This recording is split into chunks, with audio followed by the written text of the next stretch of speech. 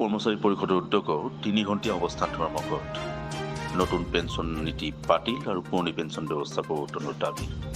সরকার যদি এই দাবি মানি নলয় তেন্তে অনাগত দিনত তীব্র আন্দোলন গড়ি তোলার হুঙ্কাৰ সদৌ অসম কৰ্মচাৰী পৰিষদৰ আহ্বান মৰ্মে ৰাজ্যৰ আন আন জিলাৰ লগতে গোৱালপাৰা জিলা কৰ্মচাৰী পৰিষদে পুৰণি পেঞ্চন নীতি বাহাল ৰখাৰ স্বাৰ্থতে আজি জিলা সদৰ তথা গোৱালপাৰা জিলা আয়ুক্তৰ কাৰ্যালয়ৰ সন্মুখত দিনৰ 11 বজাৰ পৰা বিয়লি 2 বজালৈ অৱস্থান ধৰ্মঘট পালন কৰে কৰ্মচাৰী পৰিষদৰ সভাপতি শৰৎ দাসৰ লগতে গোৱালপাৰা জিলা কৰ্মচাৰী পৰিষদৰ সাধাৰণ সম্পাদক সৌৰভ নাথে এই সংক্ৰান্তত আমাৰ সাংবাদিকৰ আগত কিছু বক্তব্য আগবঢ়ায় নিউজ ডেস্ক ৰিপৰ্ট খবৰ যে সদৌ অসম কৰ্মচাৰী পৰিষদৰ উদ্যোগত আহ্বানত আৰু গোৱালপাৰা জিলা কৰ্মচাৰী পৰিষদৰ উদ্যোগত আজি আমি NPS বাতিল কৰি OPS পুনৰ প্ৰৱৰ্তন কৰাৰ দাবীত গোটেই জিলা জুৰি আমি এক অৱস্থান ধৰ্মঘট কৰিছোঁ 3 ঘণ্টিয়া অৱস্থান ধৰ্মঘট আৰু ইয়াৰ জৰিয়তে আমি অসম চৰকাৰলৈ বাৰ্তা দিব বিচাৰিছোঁ যে আমাৰ কৰ্মচাৰীসকলৰ যি NPS ব্যৱস্থা এই NPS ব্যৱস্থা উঠাই লৈ আকৌ আমাৰ OPS ব্যৱস্থালৈ যাব লাগে কাৰণ NPSৰ অধীনত এজন সতীৰ্থ কৰ্মচাৰী যেতিয়া অৱসৰ ল'ব তেতিয়া তেওঁ মাত্ৰ 1200, 1500 বা 2500 টকাতে পেঞ্চন পাবলৈ সমৰ্থ হৈ আছে আপোনালোকে জানে গতিকে এই ভয়ানক পৰিস্থিতিৰ পৰা কৰ্মচাৰী সমাজখনক উদ্ধাৰ কৰিব লাগিব আৰু সেইকাৰণে আমি দাবী জনাইছোঁ যে আমাৰ NPSটো আমাক প্ৰৱৰ্তন কৰিব লাগিব OPS পুনৰ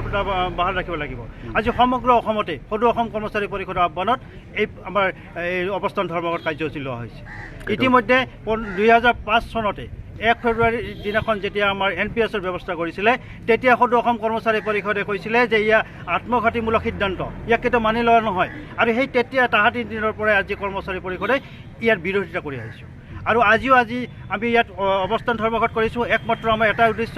যে NPSৰ অধীনত যিখিনি সতীৰ্থ কৰ্মচাৰী বন্ধু বান্ধৱী এই অৱসৰ ল'বলৈ গৈ আছে বা লৈ আছে তেওঁলোকৰ পেঞ্চন যি ব্যৱস্থা যিখিনি পেঞ্চন পাবলৈ মিষ্ট্ৰিমৰ যিখিনি পেঞ্চন পাবলৈ সক্ষম হৈছে 1500, 2000, 2500 টকা এইখিনি এটা পৰিয়ালে কেতিয়াও ভৰণ পোষণ দিব নোৱাৰে আজিৰ এই সমাজত আজিৰ দিনত কোনোবা এজনে এটা পৰিয়ালে বা এজন পেঞ্চনাৰে আজি 2500 টকা তেওঁ পেঞ্চনটো পৰিয়ালটো ভৰণ পোষণ দিব পাৰিব জানো কেতিয়াও নহয় এইটো এটা শুদ্ধ আৰু এটা বিবেচিত কথা এই কথাটোকে আমি অসম চৰকাৰক মানি ল'ব পৰা নাই কিন্তু অসম চৰকাৰৰ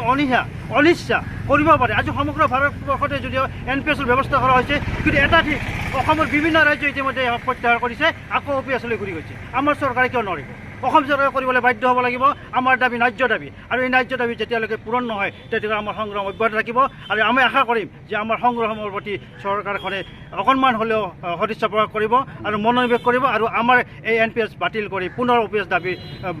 OPS ব্যৱস্থা বাহাল কৰি আমাৰ কৰ্মচাৰী সমাজখনক যি হতাশাগ্ৰস্ত হৈ আছে তাৰ পৰা পৰিত্ৰাণ দিব লাগিব আৰু এজন সুস্থ কৰ্মচাৰী হিচাপে নিজৰ কাম কাজখিনি কৰি যোৱাত তেওঁক সহায় সহযোগিতা কৰিব লাগিব উৎসাহ দিব লাগিব ধন্যবাদ আজি আমি 7 অক্টোবৰ তাৰিখে সদৌ অসম কৰ্মচাৰী পৰিষদৰ আহ্বান মৰ্মে গোৱালপাৰা জিলা কৰ্মচাৰী পৰিষদেও 3 ঘণ্টিয়া অৱস্থান ধৰ্মঘট পালন কৰিছোঁ এইভাবে যে আজি আমাৰ অসমত NPSক OPS কৰাৰ কাৰণে আজি আমি কৰ্মচাৰী পৰিষদ দৃঢ় প্ৰতিজ্ঞ হৈছোঁ আৰু পুৰণি পেঞ্চন ব্যৱস্থাৰ বাবে আমি গোৱালপাৰা জিলা কৰ্মচাৰী পৰিষদেও সদৌ অসমৰ লগতে আজি মাননীয় আয়ুক্ত কাৰ্যালয়ৰ সন্মুখত আজি 3 ঘণ্টিয়া অৱস্থান ধৰ্মঘট পালন কৰিছোঁ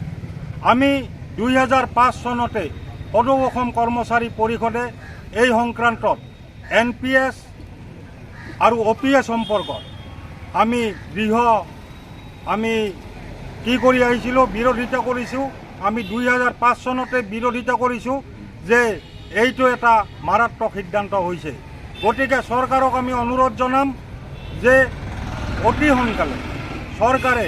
NPSক OPS কৰি আমাৰ কৰ্মচাৰী সমাজখনৰ যি ভৱিষ্যত সেই ভৱিষ্যত সুৰক্ষা কৰিবৰ বাবে আমি আহ্বান জনালোঁ আৰু ইয়াৰ পিছতে যদি এই ক্ষেত্ৰত চৰকাৰে কোনো সহযোগিতা নকৰে বা